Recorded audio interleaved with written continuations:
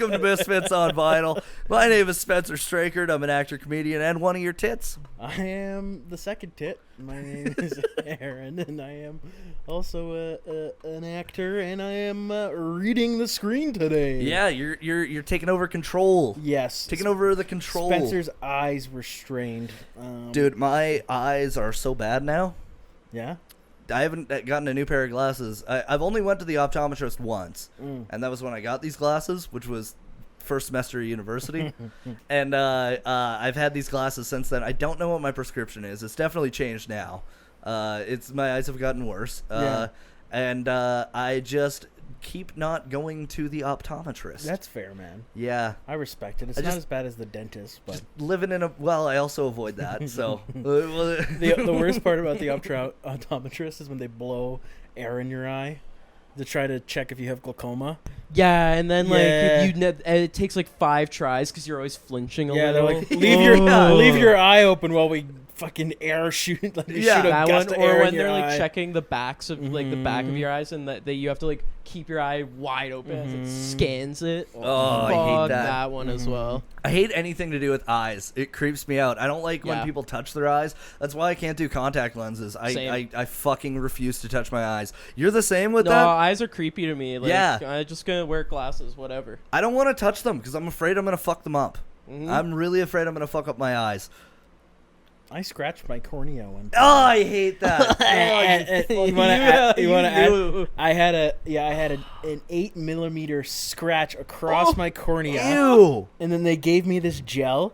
You drop it in your eye, and it like, you know how your mouth gets frozen? Yeah, like Oragel. It does it to your eye. Ew. So it freezes your eye, so you can stop the pain. And then I had to drop like this this medicine in my eye to stop any infection, and it would turn my eye yellow. Oh, I hate that. Yeah. My butthole is severely puckered right now. Yeah. I got a piece of wire when I was working at that scrap metal 2 weeks in a row. I don't work there anymore, so I can talk about it. 2 weeks in a row. We've talked about this now. It's like an hour apart. But anyways, I was loading copper wire, and it came across my eye. It got held up on the barrel, and it scratched right across my eye. Fuck yeah, that. I had to wear an eye patch. Dude, I watched someone... one time I saw someone get kicked by a cow and their eye popped out of their head. Yeah, that was fucking disgusting. I was lucky, like, it went across my eye because the doctor said if it hit my eye straight on, my eye would have exploded. Oh, fuck. Yeah. No, gross. Yeah, fucking disgusting. I would have had a glass eye. Dude, fucking... Would you rock a glass eye, or would you wear an eye patch? I'd rock a glass eye like Fetty Wap, man. Hell yeah. Yeah. You know what? I might eye patch it. I think I would have a glass eye on standby, for going out and stuff. I would wear I'd one. rock an eye patch. I think I'd wear one without like a fake pupil or anything, just like one of the like ones that are just like fucking straight white. Yeah. Oh yeah. Or would you do like something wild, like would you have like different ones, like different colors? You know what? Dude, you know what they should make? That would actually be sick. They should make it like an 8-ball, like a pool ball. You stick it in your eye, dude. Like, that's a fucking business idea. Okay. You can have an 8-ball in your eye.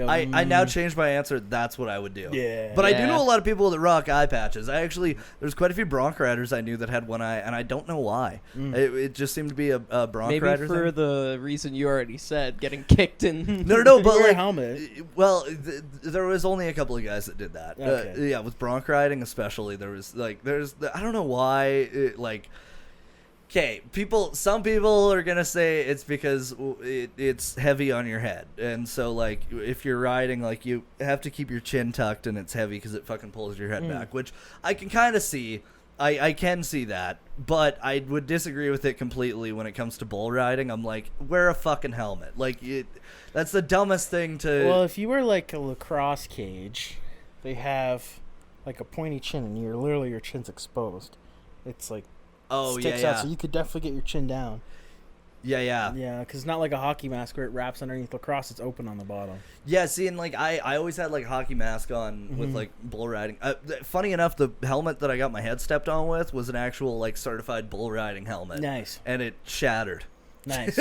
So that fucking says a lot about it. Did its job. Yeah, it did its job. It actually did it kind of by chance because the helmet shifted when I fell. So the cage was in line with my mouth because I didn't have a chin strap on. And the bull stepped on the cage. And I remember seeing his hooves coming down. and I thought, that's gonna fucking hurt. And like as soon as he connected, it popped the bolts off the face cage, drove the face cage right into my mouth, like directly in. My teeth like popped through like the lower part of my lip and my top lip too. Like I have scars all around where, you know, underneath facial hair now obviously, but yeah, I it did a number on me. But if I hadn't been wearing the helmet, I probably would have been dead. So Yes. you know, Did its job. Well, it did its job. I cracked a helmet playing hockey one time. Ooh, I went headfirst into the crossbar and my helmet cracked. Yeah. dude, I had a gnarly concussion. that yeah, would yeah. that would fucking hurt. Yeah. No. That'd ring your bell. Mm-hmm. I felt like it was weird, but like I think I was 14 or 15 at the time, and I felt like I was like 5 or 6 years old. Oh, Like I was like, Dad, my head hurt. My head hurt. I felt the same way, dude. Like Yeah. every I felt like a child. Like I was like completely like a reverted age, like in age. Like I couldn't think straight. I was talking like really simplistically. Yeah. dude, I felt the same with that one, but I made it worse because I snuck out like 3 weeks later to go to a rodeo because I was okay. I'm gonna justify this. No, there's no way. I was number 3 in the country at that point in the novice bareback riding, right? Yeah. And they only take the top 3 to the Canadian finals. So there was like 3 more rodeos left. I thought, okay, if I go and I place at each of those, I'm gonna be able to like even just placing. I'm not talking about winning. If I place at each of those, I'll get to go to the finals, right? And so I snuck out when my mom was away. My stepdad was at home, but he didn't know I snuck out. And I hitchhiked to a rodeo. I caught a ride with some people, but I had to hitchhike to get to them. And then I went to this rodeo in Val Marie, and my mouth is all wired shut still. I wasn't wearing a helmet because I was in the bareback riding. Yeah. And I didn't wear a fucking helmet with bucking horses. But again, I probably should have because I shouldn't have been riding at all. I had a concussion. I mean, you get your head stepped on by a bull, you're gonna have a fucking concussion. But this was 2011, and you know, concussions were a walking off thing. the Will Smith movie hadn't come out yet. Yeah, exactly. Yeah. But I show up at this rodeo in Val Marie, and the stock contractor, this horse runs in, and I hadn't seen this horse before, and I turned to him and I was like, "Hey, Carl, what's this horse do?" And he's this short, old, stubby guy, and he looks at me and he goes, "She bucks," and then he just walks away, and I went, "All right." So I go to put my rigging on this horse, and I lean over the chutes, and as I'm trying to like put my rigging on, this horse turns around and starts trying to bite my hands, like and is like squealing like crazy, trying to flip over. They put a necktie on the horse. I get my rigging on, but it took me like 10 minutes to like slowly tighten it, like get it to where it was fine. I crawl over when it's my time, and I crack my hand into my rigging, but I couldn't sit on this horse. Like normally what you do is you sit just slightly off to the side, and you sit off to the side that like you're riding with. So if you're left-handed, you would sit to the left side of the horse, so that if the horse flipped over in the chute, the rigging isn't going right into your chest, right? Because this horse was freaking out so much, I couldn't do that. I had to stand on the top rail of the chute, lean down, and crack my hand in like while I'm standing over top of him. I cracked my bind. I slid up like over top of him, and I couldn't like put any pressure on this horse or move my hand at all, or else like started just losing it. So I had to nod my head standing over top of this horse, and as soon as the chute cracked, like as soon as I heard it, I just dropped my ass and threw myself underneath my rigging. That fucking horse reared around the gate, and I remember just seeing like the lights in the top of this arena and then the ground, and I was just like holding on for dear might. Like, dude, there was nothing I could do. Like, and he just came out, first 3 jumps, stood on his nose and then reared back, and then stood on his nose and reared back. And I remember the 3rd time he reared back, he went up so high, and I saw so much of the ceiling and so much behind me that I thought he was about to flip over on me, because it was just like he was that unhinged. Starts like spinning on the spot. He's going absolutely crazy. I don't know how I stayed on, but I remember hearing the whistle, and I went to double grab, and I fucked up, and my leg ended up going over top of my riding arm, and like basically essentially locked my hand into the rigging. And so now I'm backwards on this horse, and this horse fucking takes off around the arena, hits every single post going around the arena with my body. And I'm just like, I remember my head just bouncing off, and I was just like, oh fuck, mom's gonna be so pissed. Like that was the only thing I'm thinking in that moment. And like, so they finally. The pickup men finally stopped this horse, and everybody they had to get like 10 guys out there to like surround the pickup men's horses too to stop this horse from moving. Pickup men like have to literally pull me up over top because I'm so wedged underneath this horse now, and also my rigging had been slipping. If it had been another like 30 seconds, I probably would have ended up underneath the horse and just gotten the shit kicked out of me. So, anyways. I get out and I like, you know, come back to the shoot, whatnot, and I'm like, I don't think anything of it. I end up winning, which is fucking insane. So I jumped from number 3 to number 1 that weekend, and I was like, all right, I'm good with that. I'm good with number 1. I'll take it. But then I was supposed to go to another couple of rodeos the next weekend, and it was my 16th birthday, and I remember we had a field trip with like our science class. And the whole time I was just like, I think I'm going to puke. And we're outside and it's so bright and sunny, like Saskatchewan, September, right? And we get back to the school and I sat down on a rock, like where the buses come to pick us up in like the bus loop. And I was just like, I started to pass out just from sitting there.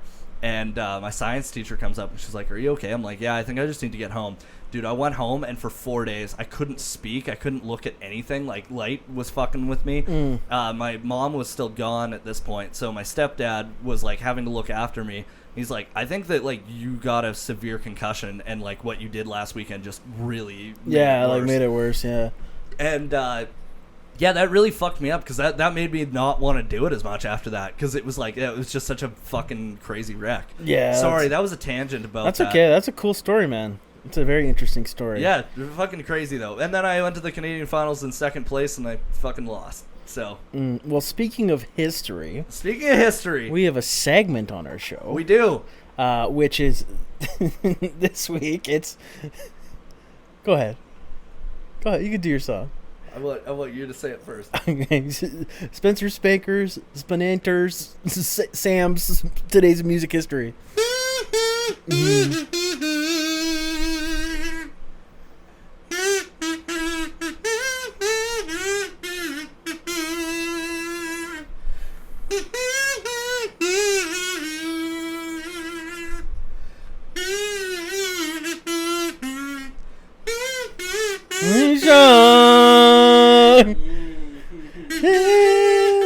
Nice. It's You Belong With Me by Taylor Swift.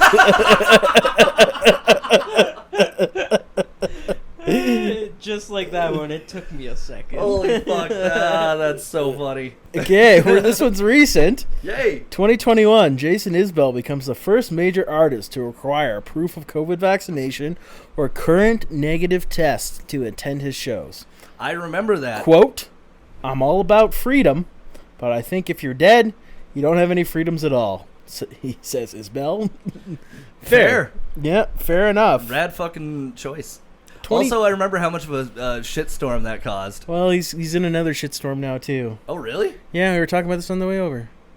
Jason Isbell? Not Isbell, sorry. That's Tyler Childress, sorry. Yeah. Oh, yeah. Yeah, sorry. No, Jason Isbell's a real artist. Whoa! 2010, blues bassist. Hold on. What the fuck do you mean? Yeah, he plays real country music. You are barking up the wrong tree. Tyler Childers has earned his stripe off 3 different albums. Yeah, and so did Florida Georgia Line. They're not the same. You cannot They're not the compare. same, bro. Tyler Childers is got so much more going on. Yeah. That man knows fucking outlaw. That man knows true country. I don't know. I wouldn't go as far as knows outlaw, but I feel like you're in the wrong ballpark with that. He's not Florida Georgia Line. He's so far from Florida Georgia Line. Yeah. Yeah, he's more like Morgan Whalen. Sam's gonna be. You just don't like country. Sam's gonna be Morgan Whalen. I do. No, you obviously don't. I do like country. I. What's wrong with him? I just am not. I don't know. I just don't dig his music. I'll be honest. That's an opinion one. That one's an opinion one. Yeah, fair enough. Everybody's entitled to their own opinions. Yeah. But yours is wrong.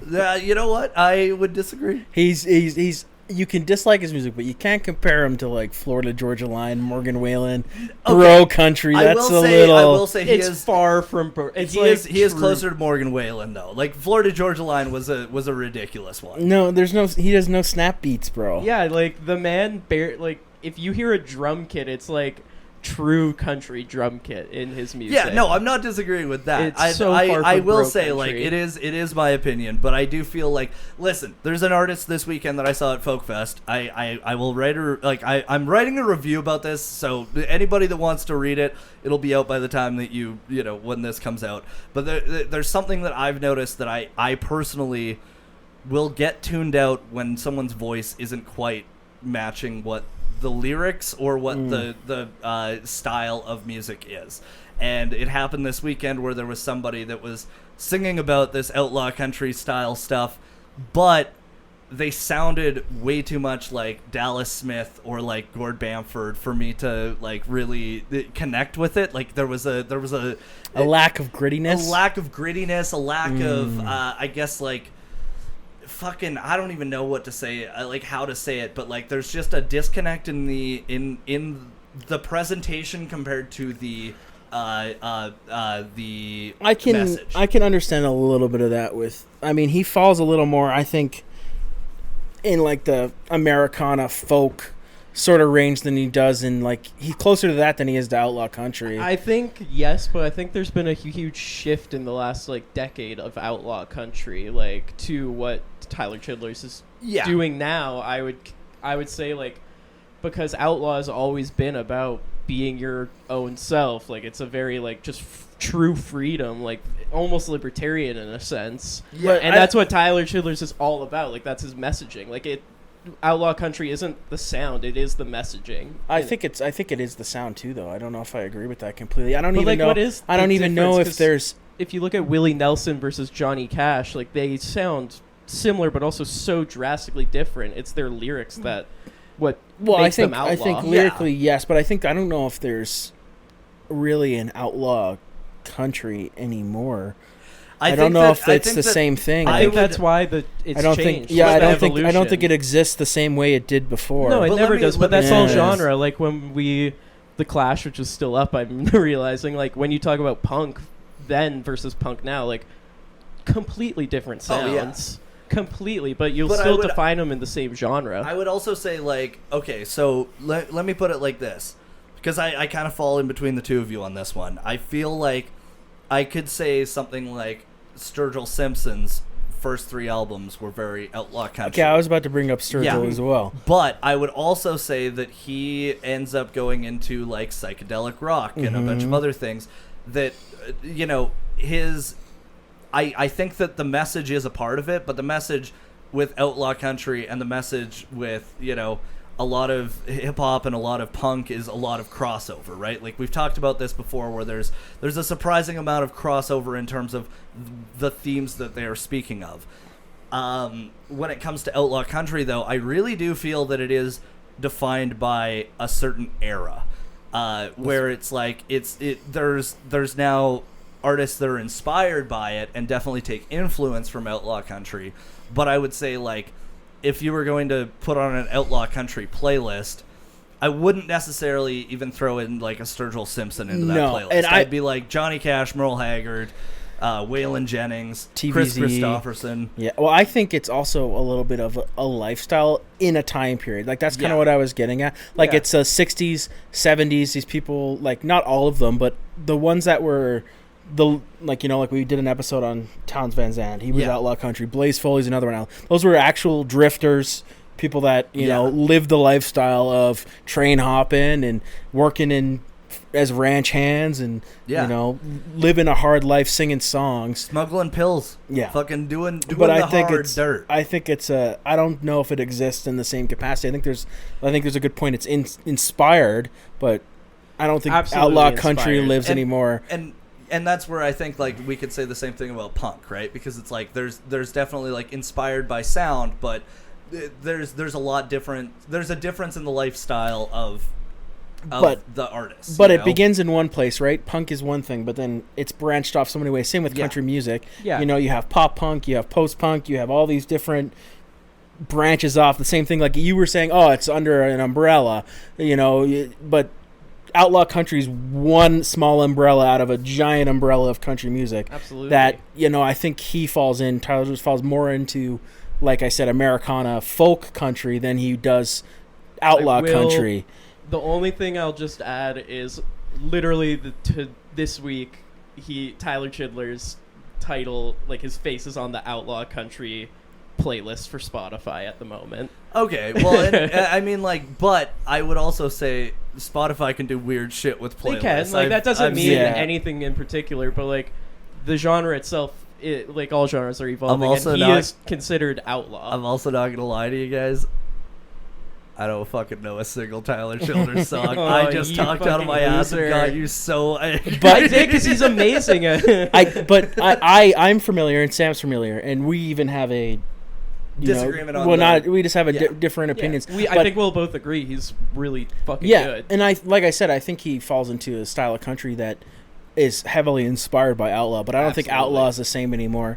No, I agree. I agree. It's not the same. I think it's a period in time. Was what you said it was, and I think the evolution, like it's modern outlaw, if anything, or post outlaw, like because it's like what else could you consider outlaw now? Like, if you were to name other artists, like I'm not super well versed, but like I would even from one of our unreleased episodes, I would put William Prince. He falls into some outlaw, especially with the Reliever album. That's a very outlaw album.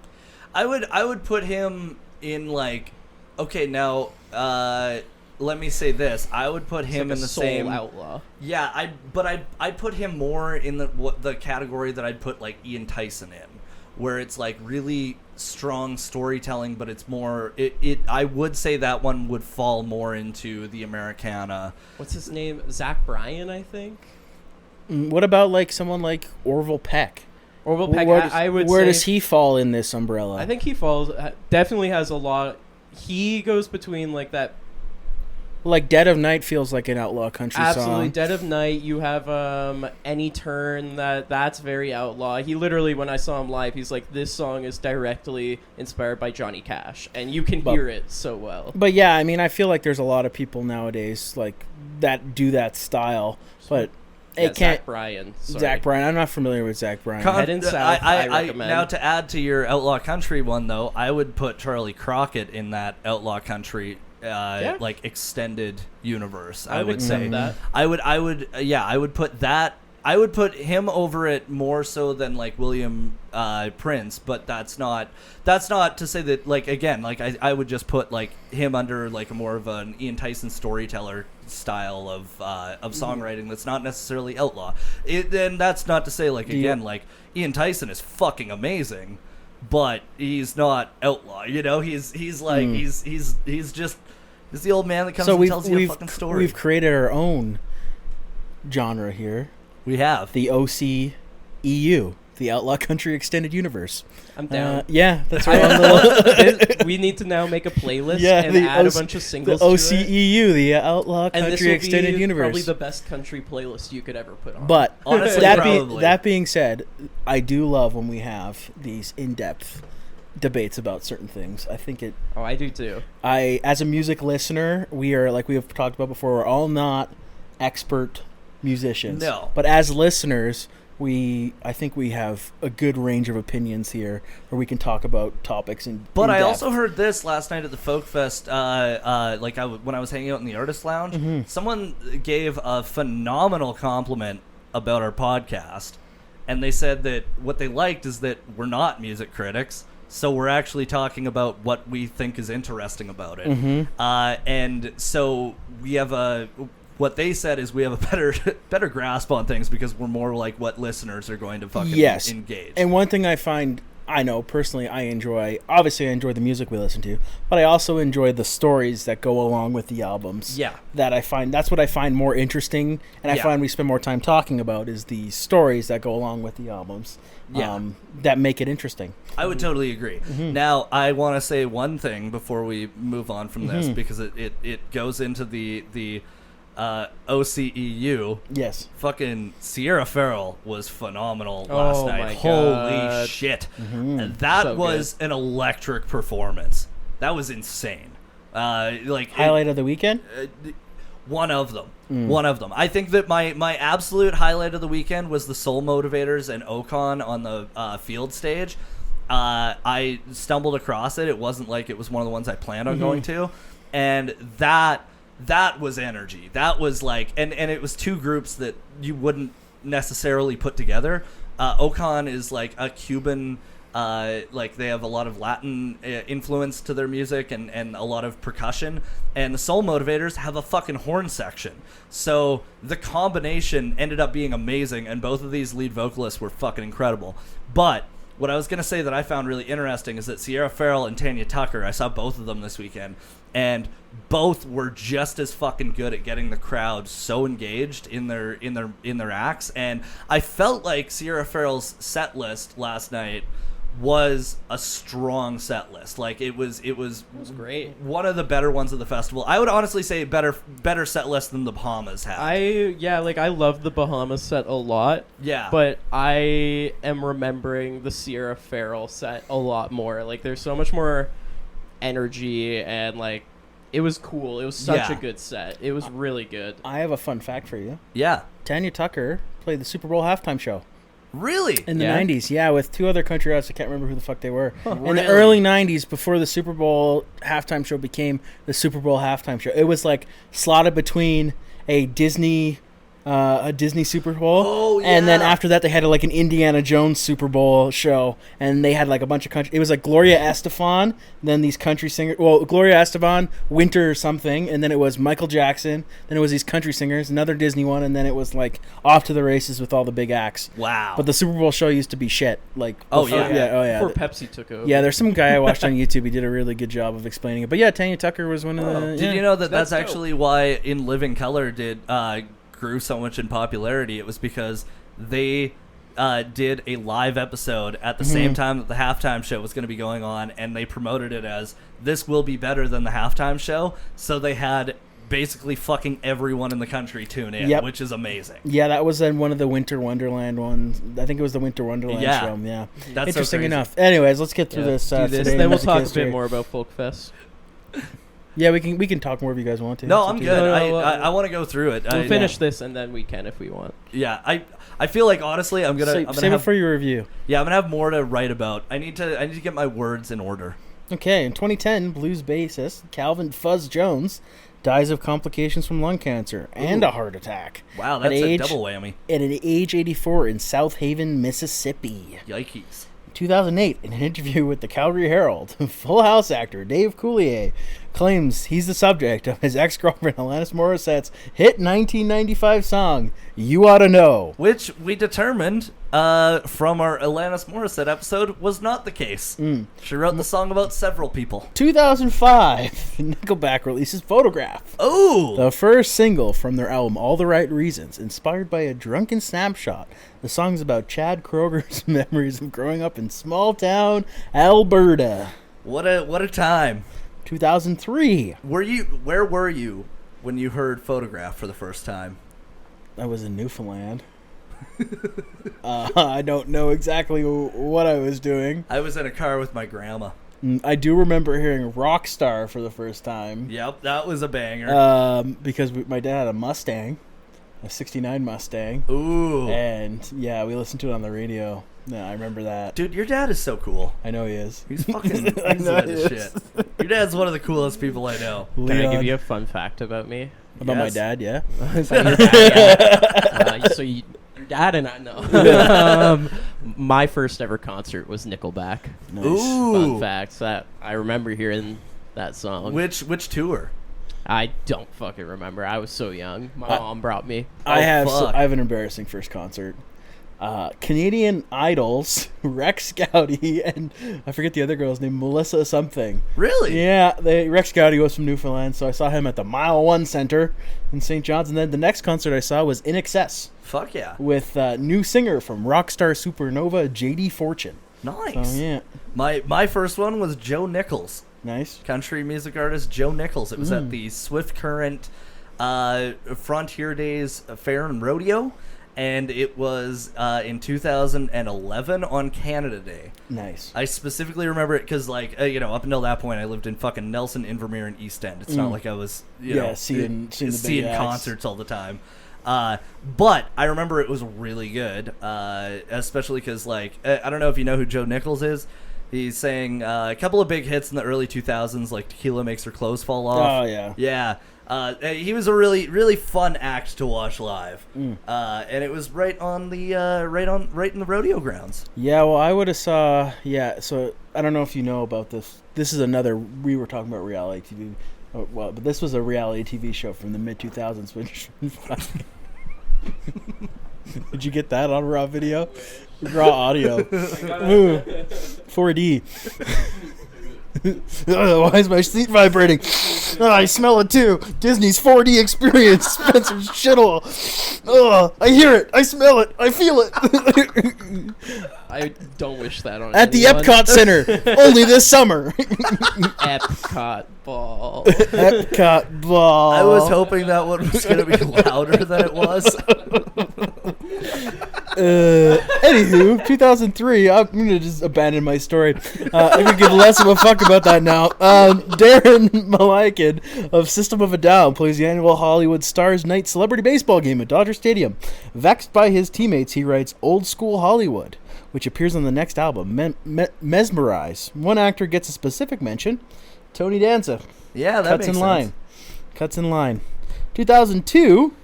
Lisa Marie Presley marries actor Nicolas Cage. And they lived happily ever after. Nicolas Cage. A union that lasts less than 4 months. Nah, not happily ever after. Can't give a fuck about the Verve. 1994, Leonard Skinner releases Endangered Species, their 8th album. 1993, Lionel Richie finally divorces his first wife, Brenda Harvey, who was his college sweetheart after carrying out a secret relationship with Diane Alexander since 1986. Ooh, that's a long time. It was only a matter of time.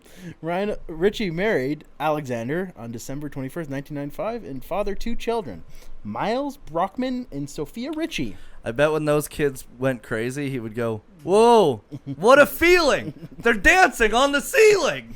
Nice. I feel like that's it. Everything else is, yeah, I feel like I'm good. Okay. 1978, Muddy Waters. He played the Carter White House. Nice. That's pretty good. Not bad for our music history. I have a little segment, Ooh, which is a challenge for all 3 of us. Ooh, I that like will transition into our album of the day. Okay. I want us to name some solo acts that had more successful solo careers or completely different sounding solo careers than they did with a band. Okay. I got an easy one.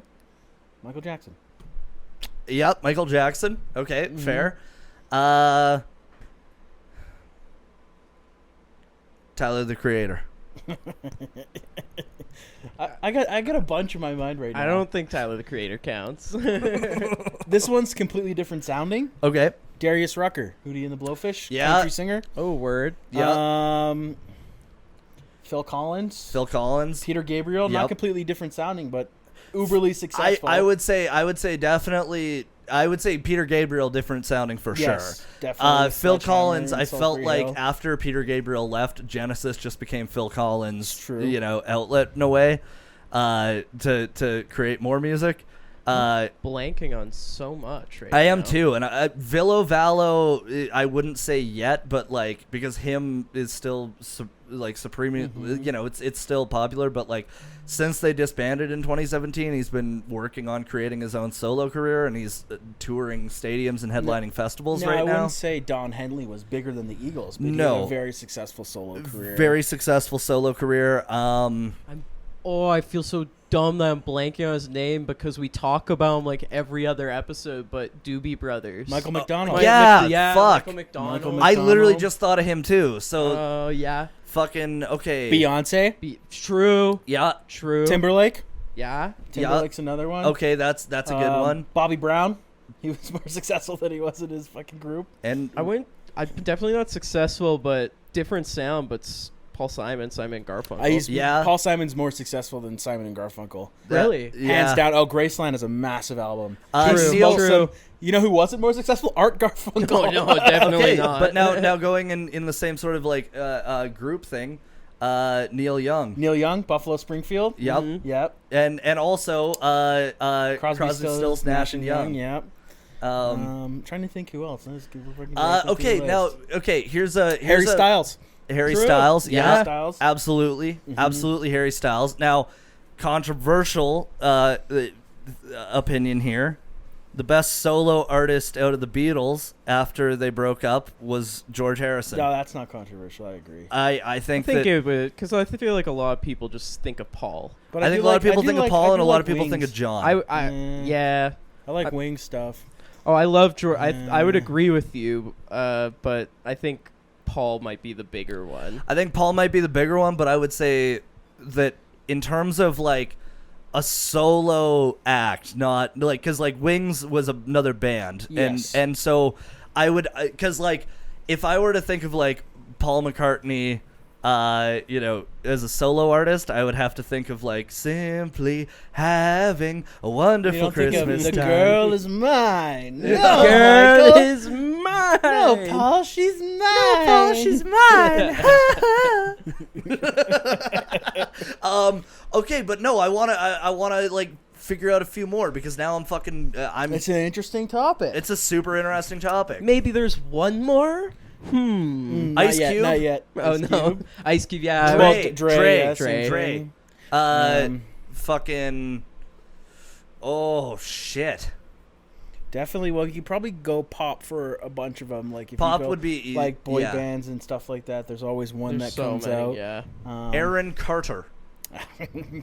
No, he was a solo artist from the start. From the start, the solo artist. Nick Carter. Nick Carter.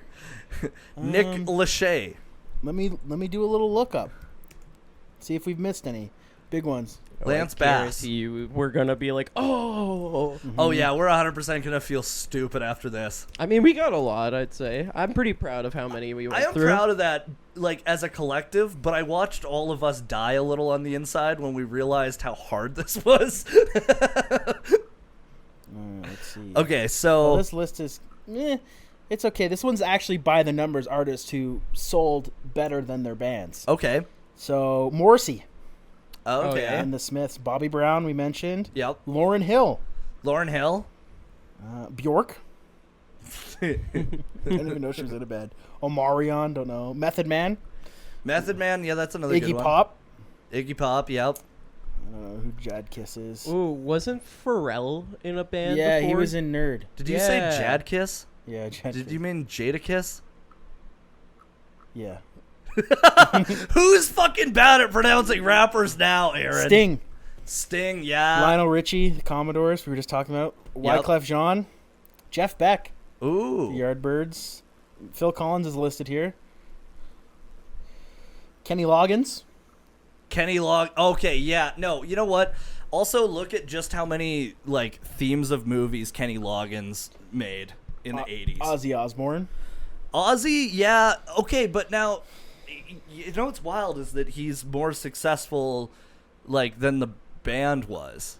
That's Well, some of these are like, so Billboard entries as a solo artist, 6 songs, 23 albums.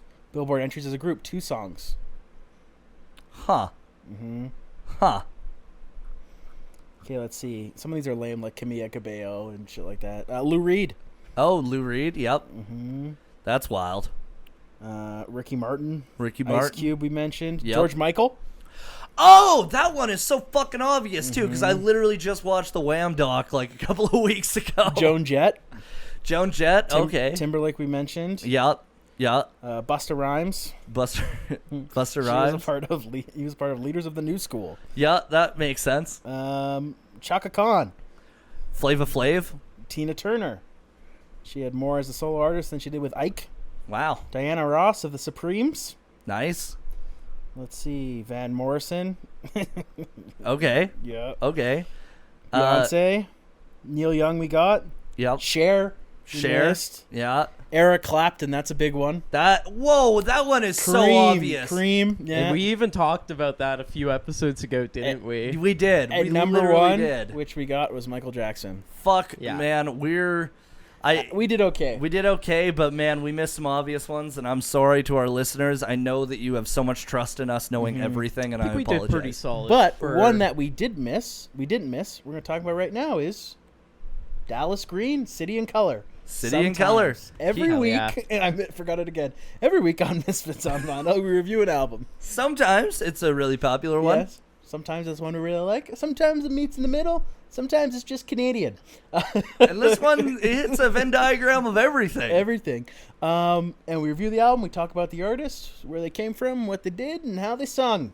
And this one's interesting because I've seen City and Color a few times. You saw them together. We saw them together. That was the last time I saw them, was at the Jube. I also saw him at Folk Fest a couple of years ago. That was, I think, the best time I've seen him. Yep. Like, in terms of, it was just the most interesting. I felt like it was cool because that was 2017. So, If I Should Go Before You, which I personally think is his best album, came out in 2015. So he was still promoting that one and playing the hits. When we saw him, he was doing a lot of new stuff. And my favorite quote that I've ever heard anyone say when leaving a concert, Aaron said, which was, "I can't believe he didn't play Save Your Scissors. I don't care how many times you've played the song, just play the fucking song, man." Play the hits, man. That's like one of your biggest songs. Bart. It's like one of your biggest songs. Like, come on, man. And that one, it was such a bummer too, because it came out for an encore, and that was when he played Delaware. Yeah. But he just didn't fucking. I don't know. Play that song. You gotta play that song. You gotta play that song. He played the girl for like fucking 10 minutes. I know. Yeah, he did play the girl for like 10 minutes. It was way too long. Yeah, that wasn't. I wouldn't say it was a bad concert, but it wasn't one I loved. It's something we'll talk about today too. But there's something about his sound, in particular, that sounds awfully similar, no matter what album you're listening to. The later stuff, it gets a little different. Yeah. When he goes a little alt-rocky, he goes a little indie rock, but all of his acoustic stuff sounds all in the similar vein. Yeah. Specifically with this album, too. Yes, this album specifically. So the album that we're covering is Sometimes, which is the debut solo album from City and Color, which is a side project of Dallas Green, who's a guitarist and singer for the band Alexis on Fire. Yep. This is the full-length debut. It was released November 1st, 2005. It was recorded primarily in 2004 and early 2005 while he was on tour with Alexis on Fire. Nice. At first, the majority of these songs were only available for live shows or over the internet through peer-to-peer sharing services. However, due to the high demand, they were compiled into a studio album and released through Dynalone Records. Nice. Which is a Toronto record company. They have a couple big bands on the roster, like Jimmy Eat World. They have Alexis on Fire. They also have City and Color. I'm trying to think who else is on the roster. I was looking through it today. You mind looking for me, Sam? I know the label that you're talking about, though, Yep. because I believe we've covered someone before. It's just like they have like a fork for their logo. It's pretty interesting. But yeah, they're local. Well, they're not local, but they're Canadian record label. Used to be local for us. Based in Toronto. Now, on this album, Coming Home was the only song that was not previously released before this compiled of this album. Oh, really? Yeah. And then Green had said about this album that he'd been writing material for it as early as when he was 16 years old. Eventually, he compiled and rewrote a bunch of the songs to make this album sometimes. The album's a dramatic shift from his work with Alexis on Fire, which has been described as a post-hardcore, emo, screamo, melodic hardcore band.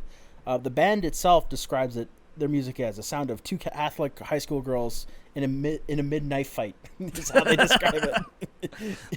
Midnight Accurate. Fight. Yeah, and that's actually their first album cover is two schoolgirls holding knives. Oh, staring each other really? down. Yeah, That's so funny. yeah. So they really they stand true to that. The cover art of this album, which is a traditional style tattoo bird, was designed by Scott McEwen. It's a tattoo-esque style. In a tattoo-esque style, Green has stated, "Still may decide to have some of these tattoos inked on me at a later point in time." I mean, he's covered in tattoos, so maybe he did. Yeah, maybe he did. Yeah. Okay, now I have a question for you. Yes. How do you feel about Alexis on Fire? I like their music, actually. Yeah? I like their Young Cardinals album, and then the one before that, I forget the name of it. I like that. I'll be brutally honest, I could never really get into them. Like, this must be the... What is it called? something to play. Boiled Frogs is good. Young Cardinals. I like the one that goes, the city is haunted. I like that one. Oh, I know that one. Yeah, that's them. Okay, yeah. I think they're a weird mix match that not a lot of bands have in that scene. Just from my understanding, is like he sings the exact same way. Like, it's not like Dallas Green is singing the screamo parts. They have a whole other singer for that, and his name's George something. He's in another hardcore band. I forget the name of them too. But yeah, like they're like he sings his melodic parts. It's weird because it's like a hardcore band, and then he's got his like flowy singy on top of it. Yeah. And then they have screamo intertwined. It's an interesting sound, very specific to like the early mid 2000s. That I don't think there's any other sound similar to that, at least in that scene, where they mix the screamo and the melodic the way they do with two different singers. Did you answer my question, Sam? Yeah, I got a couple pretty notable bands that are also signed to the label. So Fiddler is a part of the label, the Flatliners. Nice. Tokyo Police Club. Yeah, nice. Hey Rosetta's another one. I know that. Arkells. There you go. Yep. Yeah, there's Probably a good chunk of bands that I was just sitting here. I'm like, oh, word. So I think that's where I figured out, it was when... The Lumineers? Oh, that's cool. Apparently they have a really cool space now in Toronto. I was listening to a podcast with Dallas. It was weirdly enough, it was a hockey podcast. But he was talking about they have a new space in Toronto where it mixes, like, there's like a restaurant, there's a recording studio, there's a concert venue, all in the one space in like this industrial area, like kind of near Etobicoke, I think. Oh, nice. And it kind of combines everything. Yeah, I remember hearing about that because they also have a brewery there, if I'm not mistaken. Like, they brew beer for the restaurant there. Oh, that's pretty cool. So it's all in one, and they have like a small entertaining space, and they have a large venue, and then a bunch of recording studios. Like a podcast studio space in there as well. Yeah. Oh, that's sick. I've seen pictures of it. It's dope. Anyways, please sign us. Like I said, dramatic shift from Alexis on Fire. We talked about the album cover. Green kind of describes here like why he made this shift and why he sings this style of music. He views that the best music for him is sad music. So, kind of explains. It's influenced the type of songs he's created. He's also said that his love for music, he loves music he can sort of escape to. The idea of sad music that people could identify with. He said this album, specifically Sometimes, has a lot of those songs and are written on some of the experiences I've been through and the stuff that the experiences I've been through and stuff. And that's just how I deal with it. I just write songs when I'm bummed out and it makes me feel happier. So, pretty straightforward, to the point kind of guy. Sometimes was co-produced by Green and Julius Butty. Ooh. Butty engineered most of the songs, while 4 of them were engineered by Larry Thompson. I was actually supposed to meet with him one day. Really? Yeah, but he was busy. Nice. And 4 were engineered by Larry Thompson at Green's friend's house. Buddy mixed the album before it was mastered by Brett Zilhali and Yao Cavallo, who mastered it. Okay, now about the artist. Yeah. Green was born on September 29th, 1980 in St. Catharines, Ontario. Ooh. Green was named after the Philadelphia Phillies manager, He has Dallas the same Green. birthday as my mom. There you go. Yeah. He was named after Philadelphia Phillies manager, Dallas Green. Ooh. Green had stated that he had gone without a name at first. His mother was considering naming him Graham Todd Green, but his father had bet on the Phillies during the 1980s World Series that October, and the team won. His parents decided to name him Dallas after the Phillies manager. Nice, respect. Dude, that's so funny for like such a Canadian like icon to be named after a baseball team from the States. Not even a Blue Jays fan. No, this is the Phillies. Yeah, no doubt. He's a Blue Jays fan though, and a Raptors fan, so that's fun. Green has started playing piano at the age of 8 and writing music since he was around 14. The first album he bought with his own money was Alice in Chains' Dirt. Nice. And he bought it on his 12th birthday on September 29th, 1992. There you go. Green said that if people want to get to the bottom why he makes music the way that he does, it's because of Alice in Chains. So that is pretty cool. Yeah, so before he joined Alexis on Fire in the early 2000s, he was playing in a band called Halcyon Blue, or Helicon Blue in St. Catharines. They're another hardcore rock band. And then he began playing with Alexis on Fire in late 2001. They have released 4 albums: Alexis on Fire, Watch Out, Crisis, and Old Crows / Young Cardinals, and additional 2 EPs. So the ones I would recommend listening to would be Crisis and Old Crows. Okay. Yeah, those are the ones I like best. So this is funny too, because he's good with names. So Dallas came up with the name for the band, Alexis on Fire, from an episode on Discovery Channel. This specific episode was about contortionism. In the show, I don't know what show it says, it doesn't say, but in the show, there was a segment on a stripper who added contortionism, sorry, I can't say it, into her show, as well as lactating and breathing fire. Oh, Jesus. The woman's stage name was Alexis Fire, and the segment was called Alexis on Fire. He thought this would be a cool name for a band, and that's where it all started. That's so funny. Yeah, there you go. I wonder if she put out the fire with her breast milk. Probably. That would be probably a the bit. That's great probably way the to bit. do it. Yeah. Like she's like, you know what I'm imagining is she grows out a giant bush and then lights it on fire and then just squirts her titty milk on her vagina. I personally didn't imagine that, but I'm glad you did. That's how I imagined In it. 2003, Dallas appeared along with Alexis on Fire vocalist Georges Petit. There you go. On Jude Bet the he's skinny. Obscure's album The Coldest Winter, doing additional vocals on 3 separate tracks. So in 2004, this is where this first part of this album was actually released. While on break with his band, Dallas recorded The Death of Me, the first solo EP by City and Colour. It was recorded in 3 days while his band, Alexis on Fire, was taking a short break in between tours. Only 2,000 copies were pressed, and the EPs were only available at his early solo shows in Southern Ontario, and they're no longer in print. So there's only 2,000 copies ever made. Wow. It features a ton of tracks, all the tracks on this album except whatever. Coming Home. Yeah, Coming Home. So it's pretty much pretty much the same album. Just Okay, I'm putting that out there into the universe. If anybody has that, I want it. There you go. I will pay for that. So the name City in Color is a play on his name. Yep. Dallas Green. Dallas Green. So he's really good with the naming thing. And I do have to say, it is a good name. Yeah, it's not bad. It's pretty good. It's memorable. So in 2005, like I said, he released Sometimes, and he begins to now have to balance touring and recording both as a solo artist and as a successful band. Mm-hmm. So this is kind of the battle he goes on for about 5 or 6 years, where he's touring extensively as City in Colour, but also touring and promoting albums and recording with Alexis on Fire. Because Alexis on Fire recorded their biggest albums in 2006 and in 2008. Yeah. And this is right after he recorded his first album and then his second album in 2008, which is also a big hit for him. Kind of brought him more on the mainstream than Sometimes did. And then he also followed it up with releasing the single of The Girl in like 2009 or 2010, and it was played for fucking ever. Yes. What I think is super interesting about that too is it makes sense then with the lyrics in Coming Home, where it's like, I never take pictures because I know I'll just be back soon. Yep.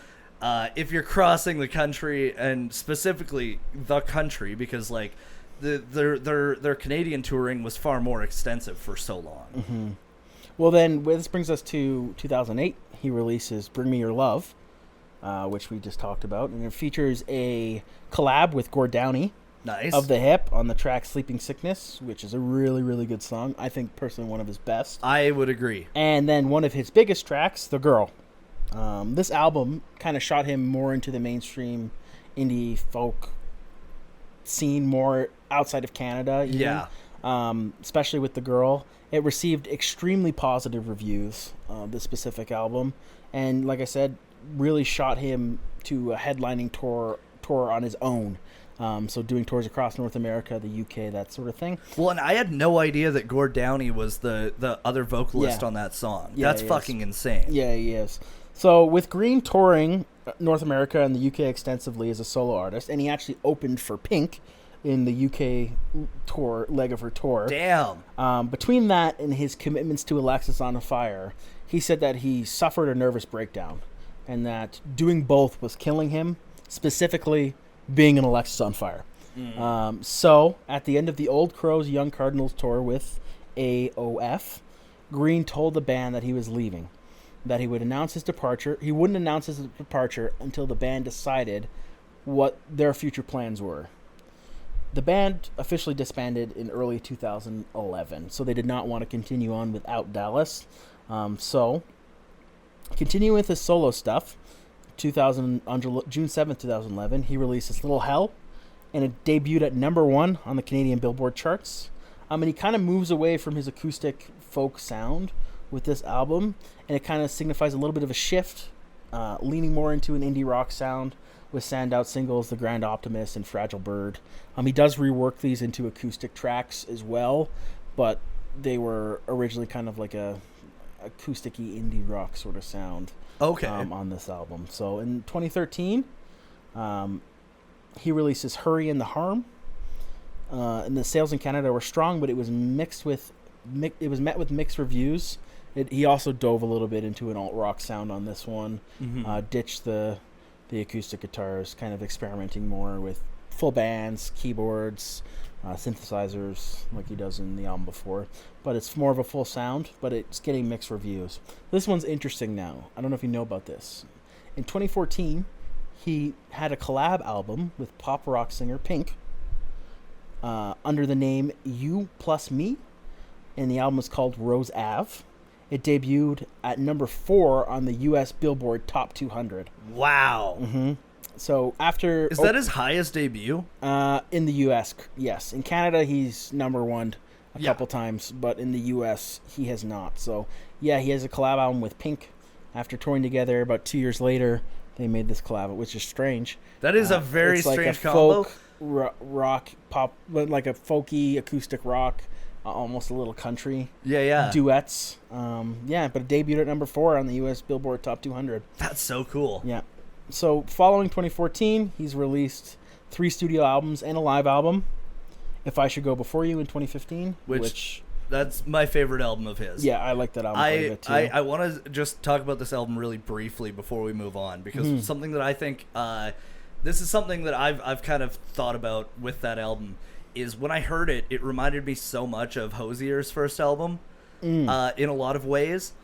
But after hearing Earth Tones, I also find that it seems to be the polar opposite sonically of Earth Tones. That makes sense. And they both start very similarly. And they did come out around the same time. Earth Tones was, what, a year later? 2018. Oh, I thought it was 2016. Yeah, Earth Tones was 2018. Yeah, we've had this conversation before. Yeah. But if you think about it, like, it would make sense, too, that they, like... I'm just throwing this out there. That's a theory for me to say to everyone. I think that Dallas and Affy maybe had a big old plan nobody else knew about except for them.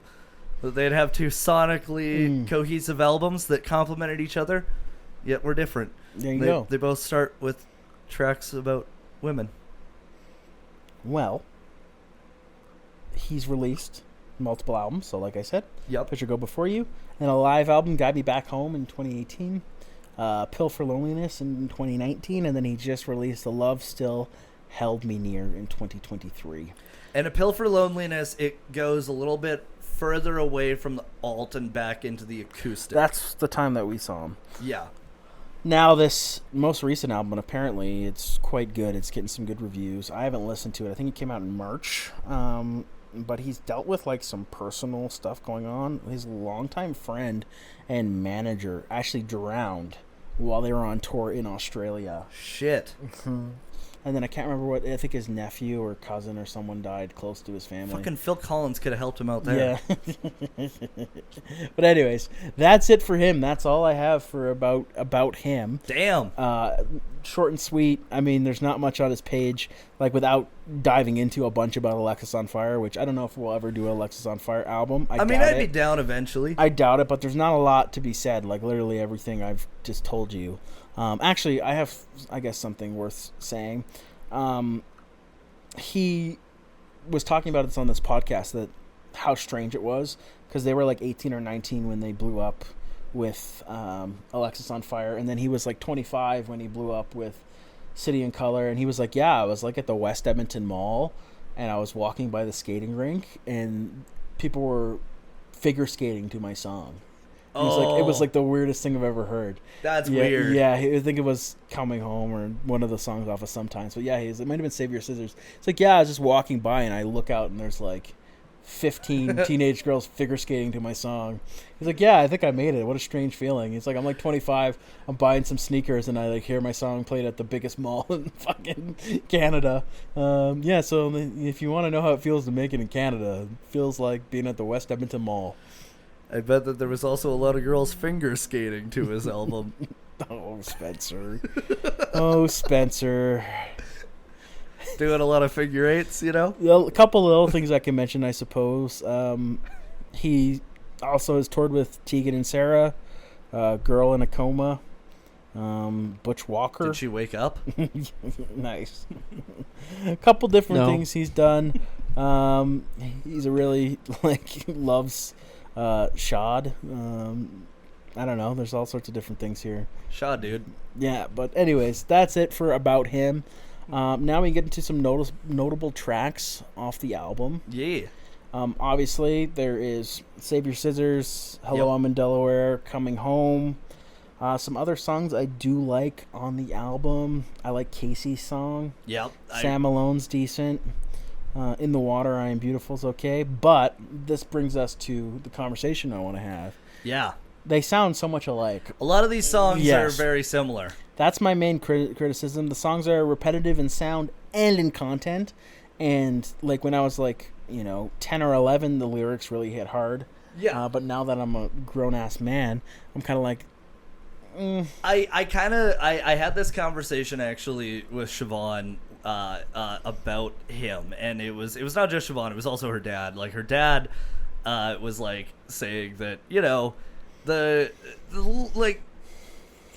nothing's that deep, No. It's very much like playing deep, and it reminds me of like the Family Guy skit from way back in the day, where it's like, yeah, this is like that guy playing guitar on a college campus, and it's like, I have every beer bottle I've ever drank on the board above my bed, and it's just like it kind of gives that vibe a little bit. Mm-hmm. And not that I don't like the songs. There's a lot of good songs in it, but they are a lot very much the same.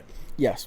I don't think he is spectacular lyrically on this album. I think he gets way better.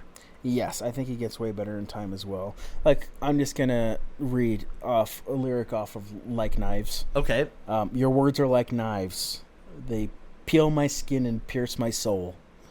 Your body will burn tonight, though my heart may still remain cold. Yeah. Dude, that's some Tumblr level yes. shit. That's like 2012 Tumblr girl shit. Yes, the sheets are stained with the memories of your soft kiss. Now all I have is a paper and pen to remember you with. Ew. Mm-hmm. Ew. So, not to overly criticize. I mean, he was young, and some of these he wrote when he was like 16. But there's some... But edit, man. Yeah. I don't know, like you don't have to... Just because you wrote it when you were 16 doesn't mean you have to record it when you're 25. Yeah. Ew. Gross. That was a rough one. Yeah, I'm trying to see if there's any other ones. I saw this review. I don't know where I found it, but I'll paraphrase it. This guy was like, yeah, this was like in 2005. So this is old internet shit, old forum, dead forum. He was like, yeah, I wanted to pick up this Dallas Green shit because I like Alexis on Fire. And I went and picked it up, and my God, is he ever whiny. He's like, yeah, I couldn't listen to it. The lyrics were like something I'd write in my journal when I was 12. Dude, they really are, though. Just roasting it to shit, man. Which is funny. I think some songs have certainly held up. I think the three that are the big ones. Coming Home, Hello, I'm in Delaware, and Save Your Scissors. Yeah. Those ones hold up, and I think that Save Your Scissors isn't as cheesy as the other ones. But that's the things I feel like this album could have been. This could have been an EP. It originally was, right? Yeah. And limited. So I mean, I don't know. Like you said, the standout tracks certainly still stand out. I mean, if you even look at the Genius, you go through the other tracks, there's one or two lyrics described. All the big tracks, all of them are perfectly described. Yeah. So I mean, I think Coming Home and Hello, I'm Delaware are both beautiful songs. And Save Your Scissors, I think, is the catchiest of them all. Yeah. And I think the hook on that is really nice. I also think that like Coming Home and Hello, I'm in Delaware, like very like we've talked about the similarity of his lyrics, and those are saying the same thing in two different ways, and a lot of the other tracks are saying the same thing in two different ways. I like this one, this description of his lyrics. So why does it always seem that every time I turn around, somebody falls in love with me? Description: Genie Sanitation. Fangirls and groupies.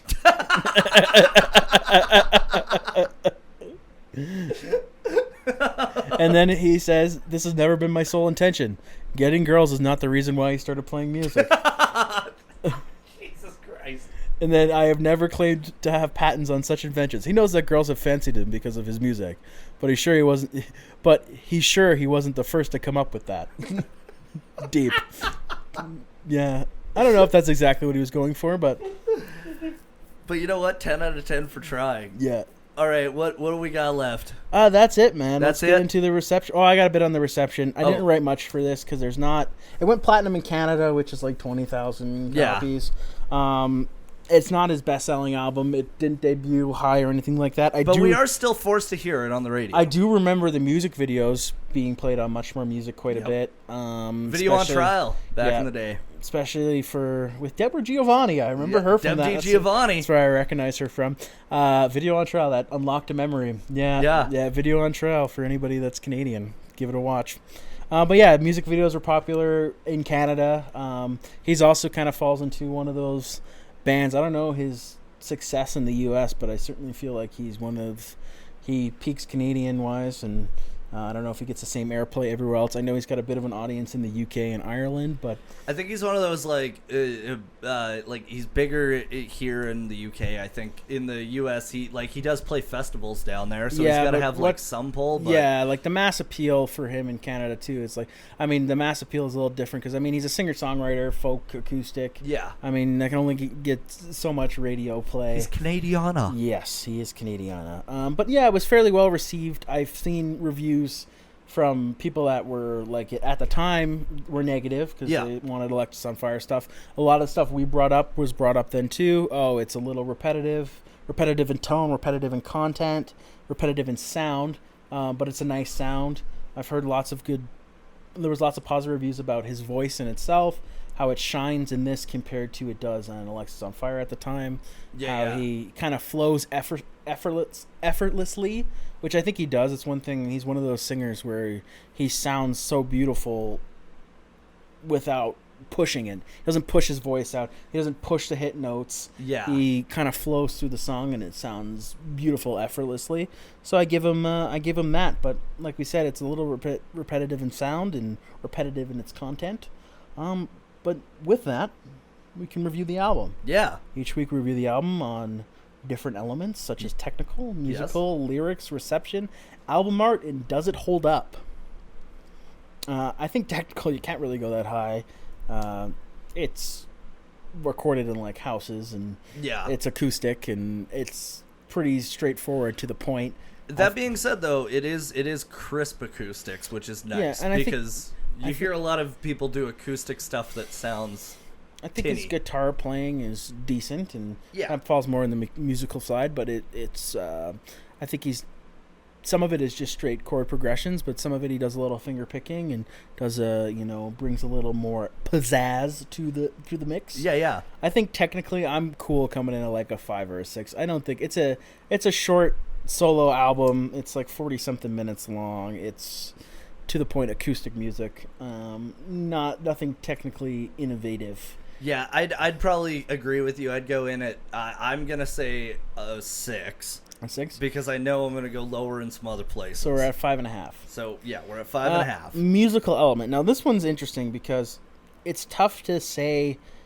Because yes, we've also talked about how his music sounds the same in the long run as well. Mm-hmm. But at the time, yes, it does get repetitive on this album. But it was also so different than what he had done before. It was his debut. He was taking a risk too. Yep. I mean, obviously he was working on his solo stuff while in this post-punk band, this hardcore band. But I don't know. I think musically, it's Now, if we're including his voice on it, I would rate it higher just because his voice is incredible. I think he's got a great tone of voice. It's silky smooth. Yeah. I think like a 6.5, a 7. I think a 7 is fair.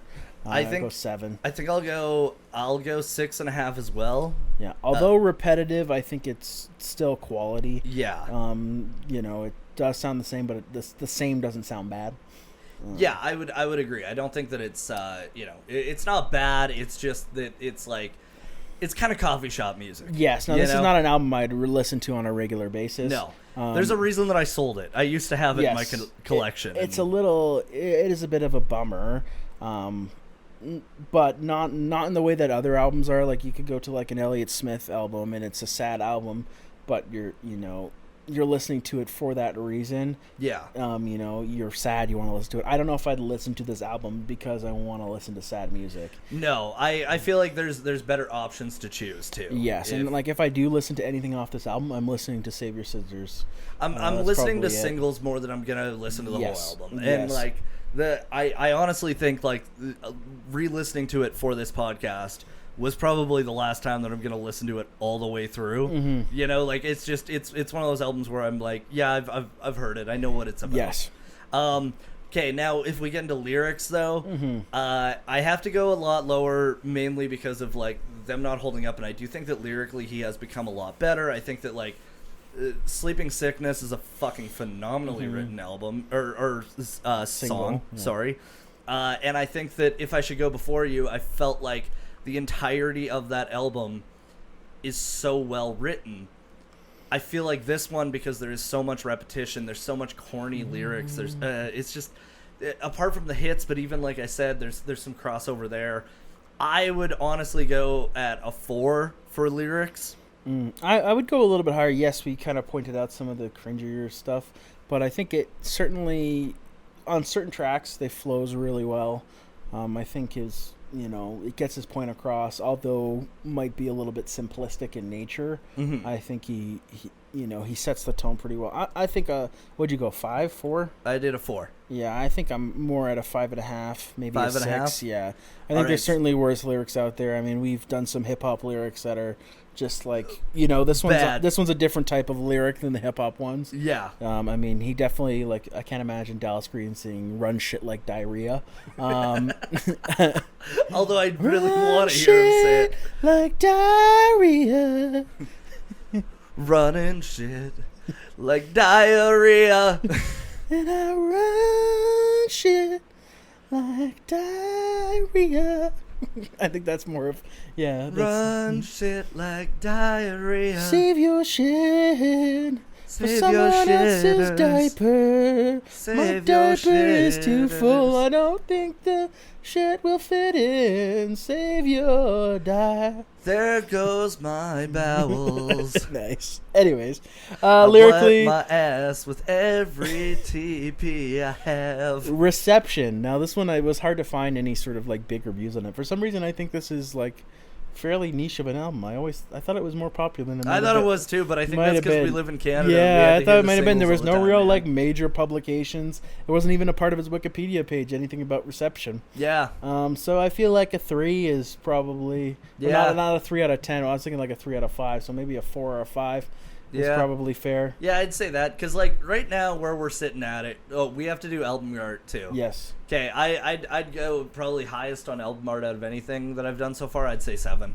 Yeah, I think a 6.5 is fair. So like, I don't know where we're at. I didn't do the math. We're at a 6.25 out of 10. I think that's fairly fair. I think that's fairly fair because the tracks that are great on this album are like 8s and 9s, but the ones that aren't are so low. Yeah, I think that's fair. I mean, I do love his stuff, and I think he matures more as he goes on. And maybe it was a mistake on our part doing this album in particular because we both are a fan of him. We've seen him in concert. Yeah. But it is an interesting album. I also somewhat picked it because it's something we're familiar with and something that was short to do. Yeah. But anywho, so we're at, what, a 6.25? 6.25 out of 10, baby. Yeah, I think that's fair. What do you think, Samwise? I got to agree. I think I agree with all your points. Yes. Like, he's grown so much as an artist, and like, you can look at this album and compare it to other stuff like like you said, Spencer, when it just started autoplaying and you didn't even realize because everything fucking just sounds the same. Everything sounds the same. I had no idea. Looped the whole fucking thing. Yeah, while I was doing dishes. I think 6.25 is 6.25. a pretty solid, generous review for it. That was a good one. That was a good one. Yeah, good chat. That was a good one. That was a long one. How long did we run that one, Sam? Outside of the like almost 15-minute break because of my camera, we ran like an hour 15. Yeah, tight. That's pretty tight. All right, well, thank you for tuning in, and we'll see you next time. Anal contusions. Thank you for listening to this episode of Misfits on Vinyl, hosted by Spencer Streichert and me, Aaron Walsh, and of course produced by Sam the Tech Man, Sam Lindsay. If you like us, please rate us, subscribe to us, share us. Our socials are Misfits on Vinyl Podcast on Instagram and TikTok. If you want to send us an email with any suggestions or criticisms, we love that shit, so send it away. It's misfitsonvinyl@gmail.com. We love you guys. Thank you.